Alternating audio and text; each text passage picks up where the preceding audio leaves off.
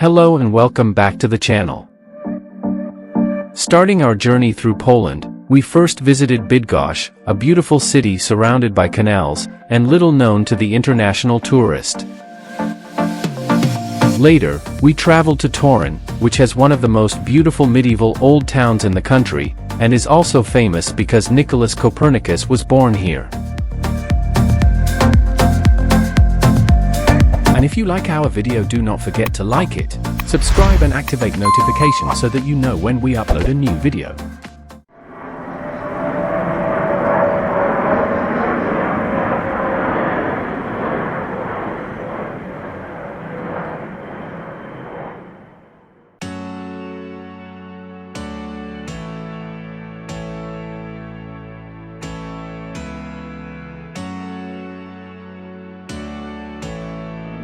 Bydgoszcz has about 350,000 inhabitants and is the 8th largest city in Poland, well known for domestic tourism but little known for international tourism.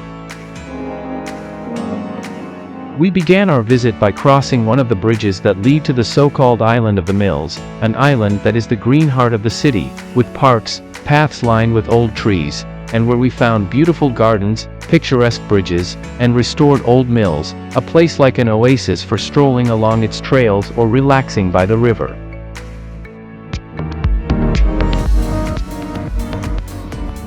The building that stands out the most on the island is a large brick structure built in the 19th century, which was a major industrial facility converted into a cultural center, where conferences, concerts, exhibitions, and festivals are held.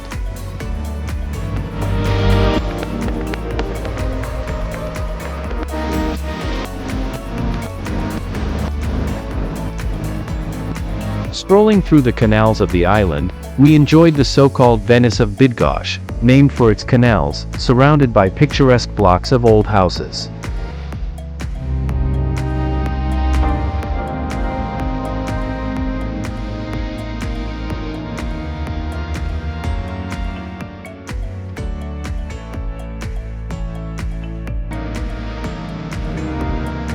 Completing the island's offerings, we find several museums, such as the European Currency Center, featuring an exhibition of coins and jewelry, the District Museum, showcasing an archaeological exhibition, and the Regional Museum, which is housed in the so-called White Barn, built in the 18th century during the development of the island's industrial complex.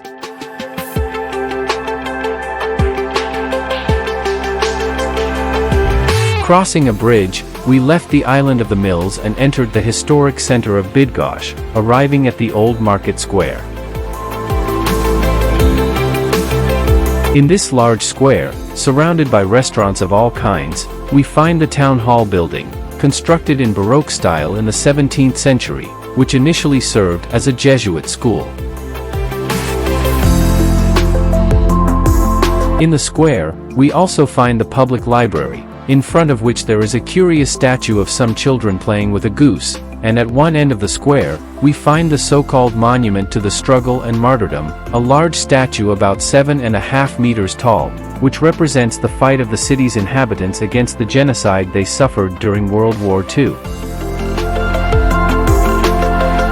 We left the square and passed by the market, which opened in 1906, featuring a beautiful entrance adorned with the city's coat of arms. On the same street, we find the St. Andrew's Church, a neo-Gothic church of the Jesuit order, built in the early 20th century.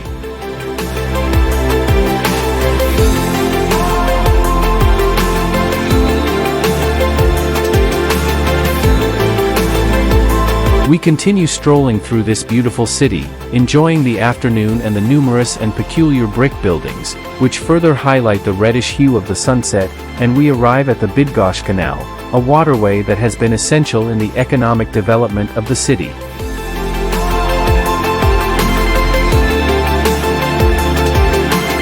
This canal, which is about 26 kilometers long, connects the Vistula and Oder rivers through their tributaries, and was built in just 18 months, between 1773 and 1774, thanks to the labor of 10,000 people. Suspended over the canal, we find the city's most famous sculpture, the sculpture of the man crossing the river, which was inaugurated in 2004 to celebrate Poland's entry into the European Union.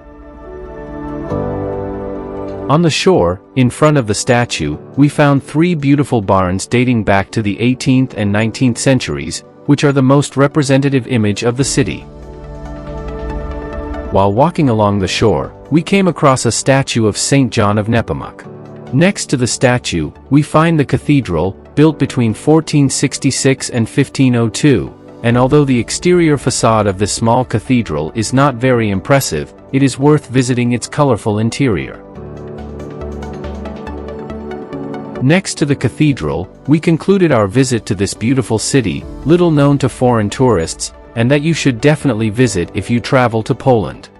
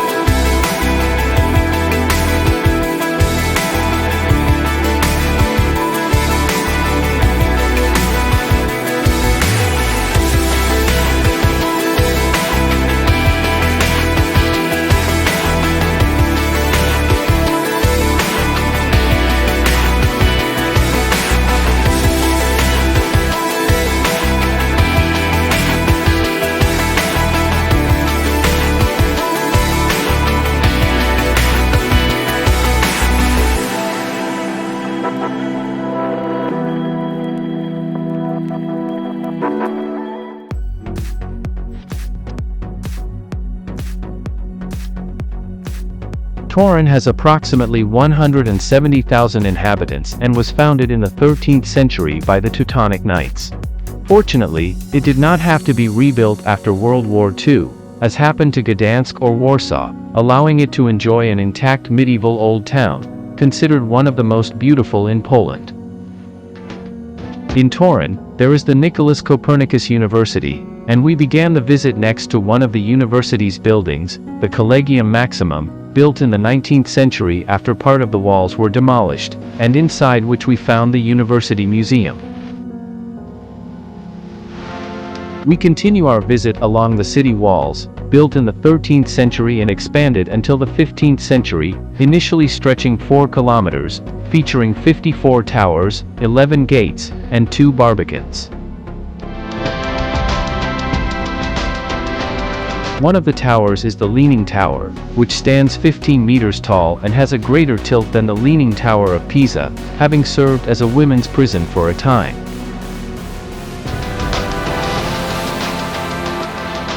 Very close to the tower, and following the wall, we found 2 beautiful granaries, one Baroque and the other Gothic, which indicate the commercial importance of Torun in ancient times. In the past, there were hundreds of barns in the city, but nowadays only about 30 remain.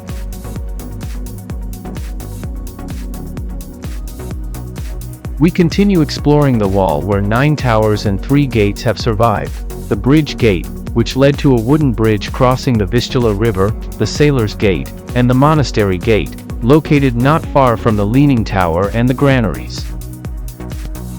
This door is also known as the Door of the Holy Spirit, and it was built in the Flemish Gothic style in the first half of the 14th century.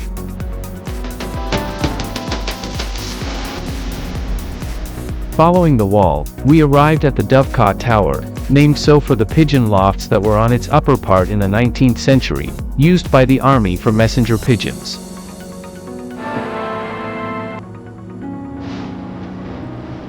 Later, we found the main gate of Torun, the Sailor's Gate, which leads to the cathedral and the square, and was built in the year 1432 by the same builder who participated in the construction of the cathedral.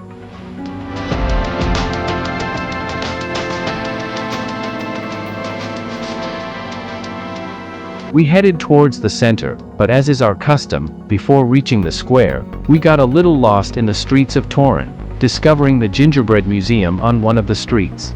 More than 600 years ago, ginger arrived in Torun, and since then they have not stopped making gingerbread, which used to be a delicacy reserved for the wealthiest families, and today has become a symbol of the city. On the parallel street, we find the Copernicus Museum, where the astronomer was born in the year 1473. This Gothic merchant house contains a museum that explores the life and work of Copernicus, and its interior is an example of a bourgeois home from the 15th century.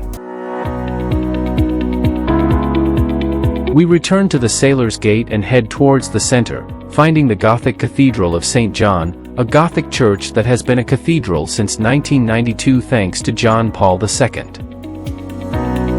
The construction of the cathedral began in the 13th century and was completed 2 centuries later, which is why we can find different styles inside, although the most predominant one is Gothic.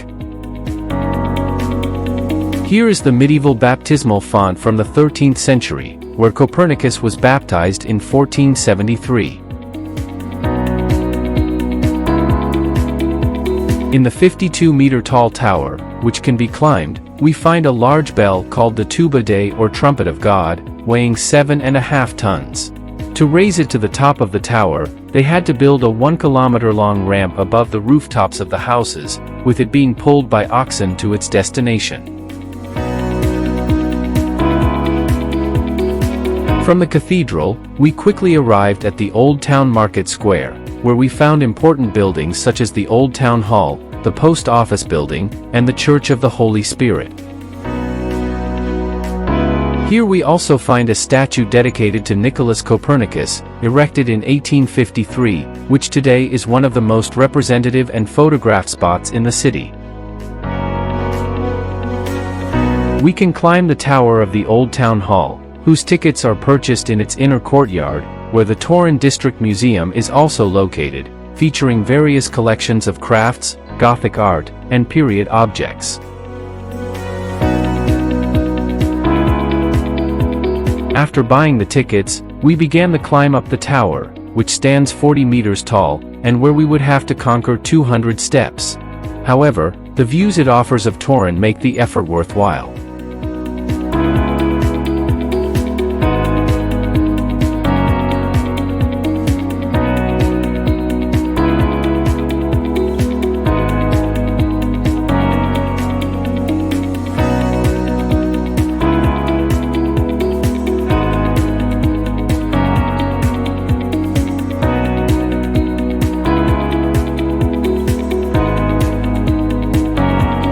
Recovered from the effort of the climb, in front of the Old Town Hall we find the Church of the Holy Spirit, a Jesuit church built in the 18th century, notable for its impressive tower that stands 64 meters tall. In the square, we found a curious fountain, a fountain that references the legend of Iwo, a raft man who saved the city from a plague of frogs by playing his violin, thus winning the hand of the mayor's daughter, who, in desperation, had promised her hand to whoever could get rid of the frogs. From the square, heading towards the Collegium Maximum, we come across the Arch of Caesar, built between 1911 and 1936, and where a tram used to pass by in the past. Very close by is the District Court, different from the other brick buildings, as it is made of a lighter colored brick.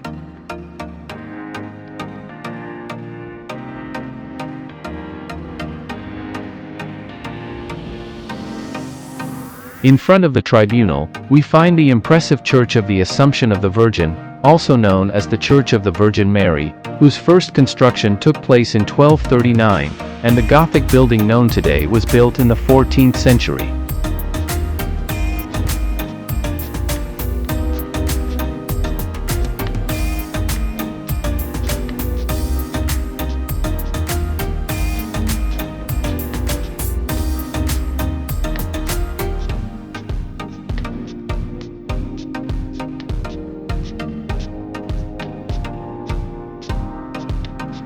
We return once again to the Old Town Market Square and head to Soroka Street, or Wide Street, one of the main shopping streets in Torun, lined with shops and restaurants, which leads us to the new Town Market Square. The Old Town and the New Town of Torun, which isn't that new either, since it dates back to the 13th century, were unified in 1454 and until then were separated by a wall. Although it is not as beautiful as the Old Town Market Square, it is worth a visit, featuring a 19th century Protestant church at its center. Near this square, we find a majestic building constructed in Neo-Gothic style, the Church of St. Catherine, whose 86-meter-tall tower is the highest in Torun. Built in the late 19th century, it was originally an evangelical temple, although it is currently a Catholic temple.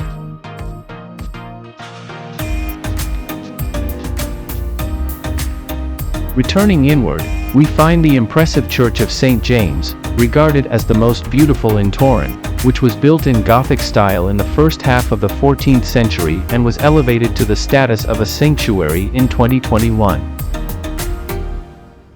As for the interior, which is richly decorated, we find a rather interesting mix of styles, as the wall murals are Gothic while all the furniture is Baroque.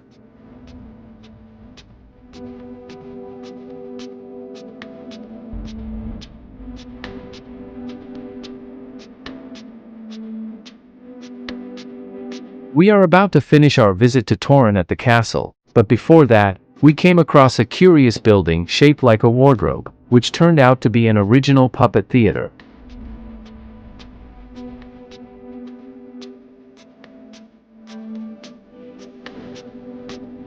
Our last visit in Torun is to the remains of the Teutonic Castle, which began construction in the 13th century, first in wood, and then in stone and brick, being expanded until the mid-15th century. This castle was never conquered by foreign invaders, and it was the inhabitants of Torun themselves in the year 1454 who destroyed it when they rebelled against the Teutonic Knights. And as a curiosity, it wasn't until the 1960s that their remains, which were located under a landfill, were rediscovered.